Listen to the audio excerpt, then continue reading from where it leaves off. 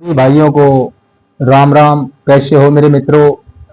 अच्छे ही होंगे, क्योंकि उस परमपिता परमात्मा की कृपा सभी पे बनती है।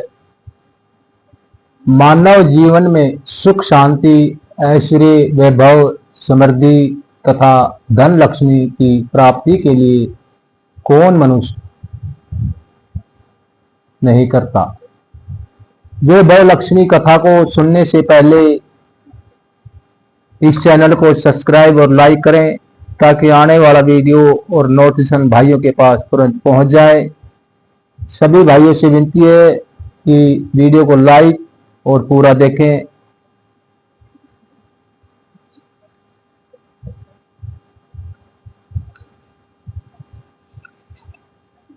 एक बड़ा शहर था। इस शहर में लाखों लोग रहते थे। पहले के जमाने के लोग साथ साथ रहते थे और एक दूसरे के काम आते थे, पर नए जमाने के लोगों का स्वरूप ही अलग सा है। सब अपने अपने काम में व्यस्त रहते हैं। किसी को किसी की परवाह नहीं है। घर के सदस्यों को भी एक दूसरे की परवाह नहीं है होती। भजन कीर्तन, भक्ति भाव, दया, परोपकार जैसे संस्कार कम हो गए हैं। शहर में बुराइयां बढ़ गई है। शराब, जुआ, रेस, व्यभिचार, चोरी, डकैती जैसे बहुत से गुनाह शहर में होते हैं। कहावत है कि हजारों निराशियों में एक आशा की किरण छिपी होती है। इस तरह इतनी सारी बुराइयों के बावजूद शहर में कुछ अच्छे लोग भी रहते थे। ऐसे ही अच्छे लोगों में सीता और उनके पति की गृहस्थी मानी जाती थी। सीता धार्मिक प्रवृत्ति की ओर संतोषी थी। उनका पति भी विवेक और सुशील था। सीता और उनका पति ईमानदारी से जीते थे। वे किसी की बुराई न करते थे और प्रभु भजन में अच्छी तरह समय व्यतीत कर रहे थे। उनकी गृहस्थी आदर्श गृहस्थी थी और शहर के लोग उनकी गृहस्थी की सराहना करते थे। सीता की गृहस्थी इसी तरह खुशी खुशी चल रही थी, पर कहा जाता है कि कर्म की गति अटल है। विधाता के लिखे लेख कोई नहीं समझ सकता। इंसान का नसीब पल भर में राजा को रंक बना देता है और रंक को राजा बना देता है। सीता के पति के पूरा जन्म के कर्म भोगने के लिए बाकी रह गए होंगे कि वह बुरे लोगों से दोस्ती कर बैठा। वह जलव से जलव करोड़पति होने के ख्वाब देखने लगा। इसलिए वह गलत रास्ते पर चल गया और करोड़पति की बजाय रोड़पति बन गया। यानी रास्ते पर भटकते भिखारी जैसी उनकी हालत हो गई थी। शहर में शराब, जुआ, रेस, चरस, गांजा वगैरह बुराइयां फैली हुई थी। उनमें सीता का पति भी फंस गया। दोस्तों के साथ उसे भी शराब की आदत हो गई। जल्द पैसे वाला बनने की लालच में दोस्तों के साथ रेस जुआ भी खेलने लगा। इसी तरह बची हुई धनराशि, पत्नी के गहने, सब कुछ रेस जुए में गंवा दिए थे। इसी तरह एक वक्त ऐसा भी था कि वह सुशील पत्नी सीता के साथ मजे में रहता था और प्रभु भजन में सुख शांति से जीवन व्यतीत करता था। उसके बजाय घर में दरिद्रता और बुराई, भूखमरी फैल गई।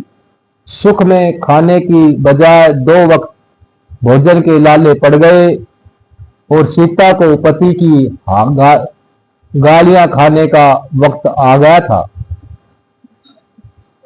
सीता सुशील और संस्कारी स्त्री थी। उसको पति के बर्ताव से बहुत दुख हुआ, किंतु वह भगवान पर भरोसा करके बड़ा दिल रखकर दुख सहने लगी। कहा जाता है कि सुख के पीछे दुख और दुख के पीछे सुख होता है, इसलिए दुख के बाद सुख आएगा ही, ऐसी आशा के साथ सीता प्रभु भक्ति में लीन रहने लगी।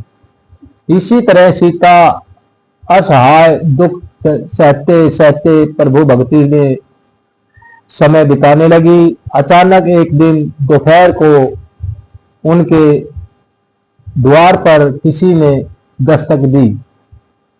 सीता सोच में पड़ गई कि मुझ जैसे गरीब के घर इस वक्त कौन आया होगा। फिर भी द्वार पर आए हुए अतिथि का आदर करना चाहिए, ऐसे आर्य धर्म के संस्कार वाली सीता ने खड़े होकर द्वार खोला। देखा तो सामने एक मांझी खड़ी थी। वे बड़ी उम्र की लगती थी, किंतु उनके चेहरे पर अलौकिक तेज दिख रहा था। उनकी आंखों में से मानो अमृत बरस रहा था। उनका भय चेहरा करुणा और प्यार में छलकता था। उनको देखते ही सीता के मन में अपार शांति छा गई। वैसे सीता इन मांझी को पहचानती न थी, फिर भी उनको देखकर सीता के रोम रोम में आनंद छा गया। सीता मांझी को आदर के साथ घर में ले आई। घर में बिठाने के लिए कुछ भी नहीं था। अत सीता ने सकुत्सा कर एक पट्टी चद्दर पर उनको बिठाया। मांझी ने कहा, क्यों सीता, मुझे पहचाना नहीं? सीता ने सकुच कर कहा, माँ, आपको देखते ही बहुत खुशी हो रही है, बहुत शांति प्रतीत हो रही है। ऐसा लगता है कि मैं बहुत दिनों से जिसे ढूंढ रही थी वे आप ही हैं, पर मैं आपको पहचान नहीं पाई। मांझी ने हंसकर कहा, क्यों भूल गई? हर शुक्रवार को लक्ष्मी जी के मंदिर में भजन कीर्तन होते थे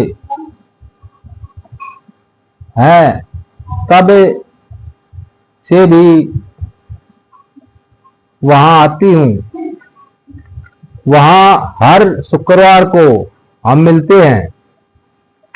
पति जब से गलत रास्ते पर चला गया था, तब से सीता बहुत दुखी हो गई थी। बहुत दुखी हो गई थी और दुख की मारी वह लक्ष्मी जी के मंदिर में भी नहीं जाती थी। शहर के लोगों के साथ नजर मिलाते भी उसे शर्म लगती थी। उसने दिमाग पर जोर दिया, पर वह मांझी याद नहीं आ रही थी। तभी मांझी ने कहा, तू लक्ष्मी जी के मंदिर में कितने मधुर भजन गाती थी, अभी तू दिखाई नहीं देती थी, इसलिए मुझे लगा कि कहीं तू बीमार तो नहीं हो गई। ऐसा सोचकर मैं तुझे मिलने चली आई हूं। मांझी के अति प्रेम भरे शब्दों से सीता का हृदय पिघल गया। उसकी आंखों में आंसू आ गए। मांझी के सामने वह बिलख बिलख कर रोने लगी। यह देखकर मांझी सीता के नजदीक सरकी और उसकी शिक्षकाती पीठ पर प्यार भरा हाथ फेरकर सत्वान देने लगी। मांझी ने कहा, बेटी, सुख और दुख तो धूप और छाया जैसे होते हैं। सुख के पीछे दुख आता है, तो दुख के पीछे सुख भी आता है। धैर्य रखो बेटी। और तुझे क्या परेशानी है, अपने दुख की बात मुझे सुना। तेरा मन भी हल्का हो जाएगा और तेरे दुख का कोई उपाय भी मिल जाएगा। माँ जी की बात सुनकर सीता के मन में शांति मिली। उसने माँ जी से कहा, माँ, मेरी गृहस्थी में भरपूर सुख और खुशियां थी। मेरे पति भी सुशील थे। भगवान की कृपा से पैसे की भी बात में भी हमें संतोष था।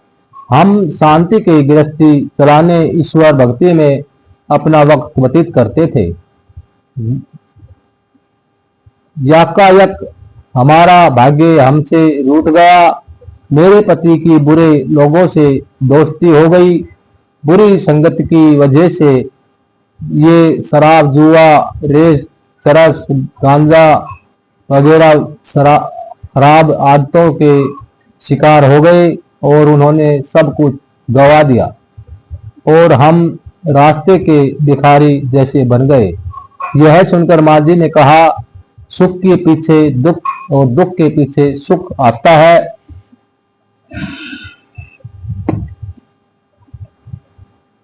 आता ही रहता है। ऐसे भी कहा जाता है कि कर्म की गति न्यारी होती है। हर इंसान को अपने कर्म भुगतने पड़ते हैं, इसलिए तू चिंता मत कर। अब तू कर्म भुगत चुकी है, अब तुम्हारे सुख के दिन अवश्य आएंगे। तू तो माँ लक्ष्मी जी की भगत है। माँ लक्ष्मी जी तो प्रेम और करुणा की अवतार है। वे अपने भक्तों पर हमेशा ममता रखती है। इसलिए तू धैर्य रखकर माँ लक्ष्मी जी का व्रत कर, इससे सब कुछ ठीक हो जाएगा। माँ लक्ष्मी जी का व्रत करने की बात सुनकर सीता के चेहरे पर चमक आ गई। उसने पूछा, माँ लक्ष्मी जी का व्रत कैसे किया जाता है, वह मुझे समझाइए। मैं यह व्रत अवश्य करूंगी। माँ जी ने कहा, बेटी, माँ लक्ष्मी जी का व्रत बहुत सरल है। उसे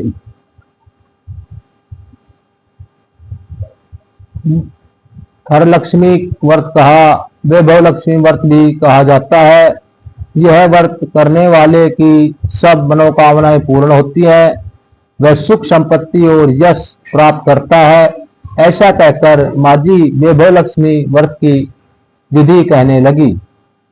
बैठी वैभव लक्ष्मी व्रत वैसे तो सीधा साधा व्रत है, किंतु कई लोग यह व्रत गलत तरीके से करते हैं, अतः उसका फल नहीं मिलता। कई लोग कहते हैं कि सोने के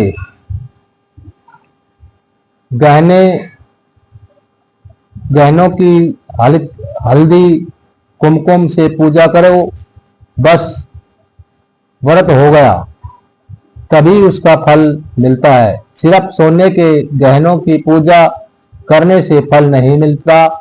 तो सभी आज लखपति बन गए होते। सच्ची बात तो यह है कि सोने के गहनों का विधि से पूजन करना चाहिए। व्रत के उद्यापन की विधि भी शास्त्रीय होनी चाहिए, तभी यह वैभव लक्ष्मी व्रत पूर्ण फल देता है। यह व्रत शुक्रवार को करना चाहिए। सुबह में स्नान करके स्वच्छ कपड़े पहनो और सारा दिन मन से जय माँ लक्ष्मी नाम का स्मरण करते रहे। किसी की चुगली नहीं करनी चाहिए। शाम को पूर्व दिशा में मुंह रहे, इस तरह आसन पर बैठ जाओ। सामने पाटा रखकर उसके ऊपर रुमाल रखो। रुमाल पर चावल का छोटा सा ढेर लगा करो। उस ढेर पर पानी से भरा तांबे का कलश रखकर कलश पर एक कटोरी रखो। उस कटोरी में एक सोने का गहना रखो। सोने का न हो तो चांदी का भी चलेगा। चांदी का न हो तो नगद रुपया भी चलेगा। बाद में घी का दीपक जलाकर धूप सुलगा कर रखो। माँ लक्ष्मी के बहुत स्वरूप है और माँ लक्ष्मी को श्री यंत्र अति प्रिय है। अतः लक्ष्मी व्रत विधि अनुसार करने वक्त सर्वप्रथम श्री यंत्र और लक्ष्मी जी के विधिवत स्वरूपों का सच्चे भाव से दर्शन करो। इस पुस्तक दर्शन करो। बोलो महालक्ष्मी देवी की जय हो।